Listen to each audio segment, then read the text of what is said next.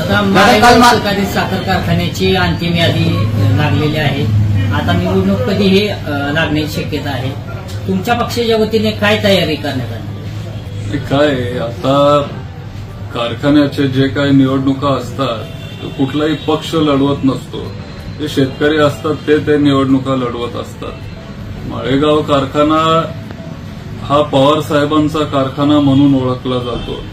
पवार साहेब स्वतः त्या कारखान्याचे सभासद आहेत.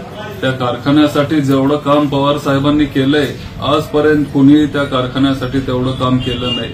मग कारखान्याचा डिस्टिलरी प्रकल्प असेल किंवा प्राज ही आज एवढी मोठी कंपनी झाली आहे. त्या कंपनीला पहिल्यांदा संधी आपल्या माळेगाव कारखान्यामध्ये पवार साहेबांनी दिली. त्यांचं कोजेन असेल किंवा आपलं इंजिनिअरिंग तिथलं कॉलेज असेल पॉलिटेक्निकचं, हे सगळं त्यांच्या मार्गदर्शनातून ते तिथं झालंय. आणि आज कारखान्याबद्दल प्रचंड अस्वस्थता आहे शेतकऱ्यांमध्ये. आणि जर स्वाभिमानी शेतकरी, स्वाभिमानी सभासद तिथं कारखाना लढण्यासाठी इच्छुक असतील तर मग आम्ही आमची पूर्ण ताकद त्यांच्या पाठीमागे लावू. हे एवढं आज मी तुम्हाला सांगू शकतो. कारखान्याच्या निवडणुका एखाद्या वेळेस कधी आता अजून जाहीर झालेले नाहीत, पण ते पुढं ढकलतील का वेळेवर होणार आहेत का काय अजून माहिती नाही. पण ज्या दिवशी तारीख फायनल होईल तेव्हा तुम्ही या, तेव्हा परत सांगतो. कारखान्याची सभासदांची आपल्या उपस्थितीत आढावा बैठक देखील झाली. काय कार्यकर्त्यांच्या भावना होत्या? काय कार्यकर्त्यांनी आपल्या काय तिथं फक्त सभासद नाही तर सगळे होते. आपले सगळे कार्यकर्ते होते. फक्त सभासदच होते असं नाहीये. पण सगळ्यांची भावना काय आहे हे समजून घेण्यासाठी काल खरं तर आम्ही ती बैठक ठेवलेली. आणि मग सगळ्यांचं म्हणणं आहे की आपण ताकद लावली पाहिजे, फक्त कारखान्यासाठी नाही पण जे काही इथून पुढे स्थानिक स्वराज्य संस्थाच्या जे काही निवडणुका येतील.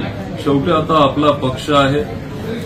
पवार साहेबांचे विचार घेऊन आपण पुढे चाललोय आणि कार्यकर्त्यांना ताकद दिलीच पाहिजे आणि ती 100% आम्ही देणार. आपल्या ख्रिश्चन बॉयज होम मध्ये जे आता मुलं गायब झालते, आता म्हणजे जे पोरगं पडलं होतं कॅनमध्ये पडून, तर आता त्यांचं काय झालंय की त्या समाजाने आता त्यांनी ठरवलं की बंद करायचं बॉयज होम. 150 वर्षाची परंपरा आहे त्या बॉयज होमची. त्यातनं अनाथ मुलं भरपूर इंजिनियर डॉक्टर झाले. अशा घटना होत असताना जे अधीक्षक आहेत त्यांची ती जबाबदारी मुलं पळून जात. तर आतापर्यंत 19 घटनात त्यांनी एफआयआर दिली नाही. तर याच घटनेत त्यांनी एफआयआर दिली. तर या घटनेकडे आपण कसं पाहता? म्हणजे काय एकतर भयानक घटना आहे. बारामतीत असं काहीतरी होईल असं मला कधीच वाटलं नव्हतं. थोडं पोलिसांनी त्याच्या खोलात गेलं पाहिजे. आज मी डीवायएसपींची वेळ घेतलेली पण ते बारामतीत नाहीये. बहुतेक पुण्याला आहेत ना, बाहेर रजेवर आहेत. त्याच्यामुळं ते मला तिथं जाता आलं नाही.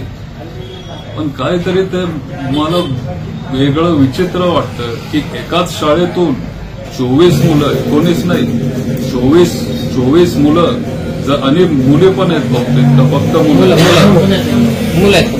जर 24 मुलं गायब होत असतील आणि जर ते सापडत नसतील आणि अचानक 3-4 मुलं तिथं कनॉलमध्ये जर तिथं त्यांचं बॉडी जर तिथं येत असेल तर मग शाळा बंद करणं हा पर्याय नाहीये. ते मुलं गेली कुठं? आणि हे सगळी अनाथ मुलं आहेत. त्यांना कोण तिथं आई वडील नाहीये, नातेवाईक नाहीयेत. लहान लहान मुलं हे जर गायब होत असतील, पोलीस जर त्याची दखल घेत नसेल तरी भयानक घटना आहे. आम्ही तिथं परत जेव्हा पोलीस इथं येतील, आता रजेवर आहेत डीवायएसपी, पण जेव्हा ते येतील आम्ही तिथं जाऊ आणि त्यांना विनंती करू की त्यांनी त्याची चौकशी केलीच पाहिजे. कारण एका शाळेतून जर 24 मुलं गायब होत असतील तर मग काहीतरी तिथं गडबड असू शकतं असं मला तरी वाटतं. पुढच्या आठवड्यात किंवा जेव्हा केव्हा ते येतील आम्ही सगळे तिथं जाणार आहे आणि त्यांना सांगणार आहे की त्यांनी चौकशी केली पाहिजे. आणि मला आठवतंय की पूर्वी ते मिशन हायस्कूल बारामतीतली 1 नंबर शाळा होती. पूर्वीच्या काळामध्ये तुम्ही पण तिथं शिकलाय बहुतेक. म्हणजे भरपूर आपले बारामतीचे जे आज नेते मंडळी आहेत किंवा भरपूर दिग्गज लोक त्या शाळेत शिकलेत आणि आज त्या शाळेची जर परिस्थिती अशी झाली असेल तर वाईट पण वाटतं. विषय गंभीर पण आहे आणि त्याच्या खोलात गेलं पाहिजे आणि आम्ही जाणार.